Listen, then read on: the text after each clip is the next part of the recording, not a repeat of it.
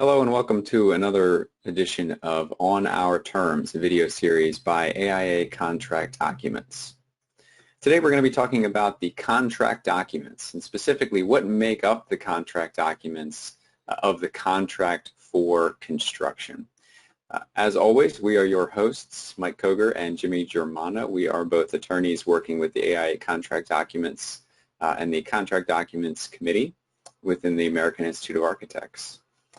Again, as always, it's important to remember that we are not providing legal advice in these videos and that the best thing you can do is go seek appropriate legal counsel to discuss your particular facts with an attorney licensed in your jurisdiction. And with that, I'll turn it over to Mike to chat about the contract documents. All right, thank you, Jimmy. So the contract between the owner and contractor is actually made up of a variety of documents. And that's unlike many other agreements where the contract is reduced to one writing that may have one or two exhibits. The contract between the owner and contractor will be made up of many documents, each of which may have their own exhibits. So this can get kind of confusing, but understanding what make up the contract documents is truly the first step in understanding your rights as a contractor or owner. In fact, if you go to an attorney's office to ask him or her about contractual issues, one of the first things they'll do is try to locate the entire bundle of documents that make up the contract documents so that they can properly analyze your contract. The contract documents for a design, bid, build contract are defined in the A201 General Conditions document at section 1.1.1. That's the language that's on the screen right now. And on the next slide, I've taken the liberty of deconstructing this very long paragraph into its essential parts.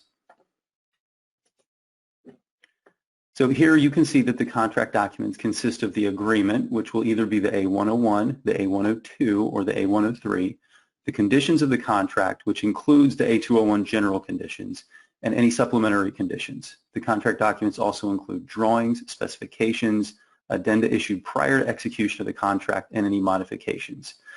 Now, I should point out that if you're using the A104 or A105 shorter form owner-contractor agreements, the contract documents will be slightly different as those documents don't use a separate general conditions document.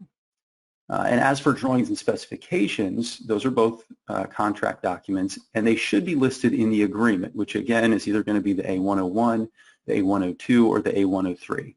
One frequent issue that comes up in a dispute is which set of drawings or specifications are the ones that actually control. And you'll want to look at that listing of drawings and specifications in the back part of the agreement in order to figure out which set of drawings and specifications are actually incorporated into the actual contract. So I won't go into a great detail about what modifications are in this video, but be aware that there are 4 different types of modifications that are considered contract documents in the A201. These include change orders, construction change directives, the architect's minor changes in the work, and amendments that are signed by both parties. And another common question that arises when discussing contract documents is whether there's an order of precedence. In other words, if there's a conflict between 2 different contract documents, which one takes precedence over the other?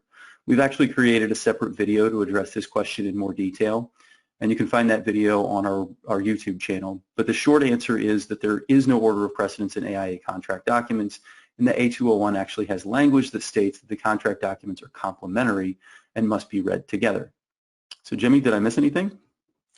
No, I think that was a great explanation, Mike. I actually, though, I kind of want to ask a question, if you have a minute, just to kind of step back for a second. Why is it important to define and understand like the contract documents, quote unquote? Why is this a big deal? Yeah, good question. I mean, it sounds like kind of a very basic question, but it is incredibly important concept to understanding AIA contracts. The contract documents are a bundle of documents that define everything about the contractor and owner's obligations to each other.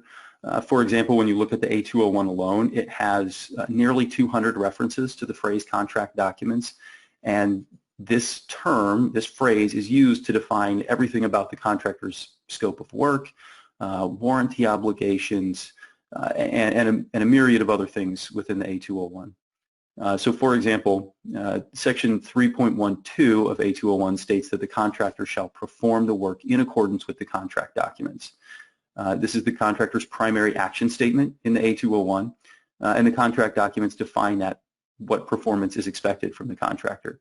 Also, Section 3.5 of A201 states that the contractor warrants that the work will conform to the requirements of the contract documents. So if there's ever a warranty question, it's the contract documents that are going to be used as the measuring stick as to whether or not the contractor has properly performed the work. Also, to folks who are new to construction contracts, the contract documents can seem a bit elusive. Construction projects generate an abundance of documentation, and by the time a project reaches final completion, there are likely to be dozens of iterations of drawings and specifications. There's even likely that there's multiple versions of the general conditions or supplementary conditions that have been passed back and forth between the parties. And so it can seem a little bit daunting to see all of the documentation and try to figure out which are, the contractually required documents. But when you're analyzing a contractual issue, that's exactly what you need to figure out, is what are the actual contract documents that the parties agree to that make up their contract. Does that cover it? Sure. Yeah, thank you. So if you want to learn more about our contracts, you can always visit aiacontracts.org/learn or drop us an email at docinfo@aiacontracts.org. And if you have a question about the technical support, about the website, about downloading documents, purchasing documents, etc., you can always contact us at techsupport@aiacontracts.org. And again, if you found this video helpful, you can feel free to subscribe to our YouTube channel and click the bell icon to be alerted when a new video is uploaded. Again, thanks very much.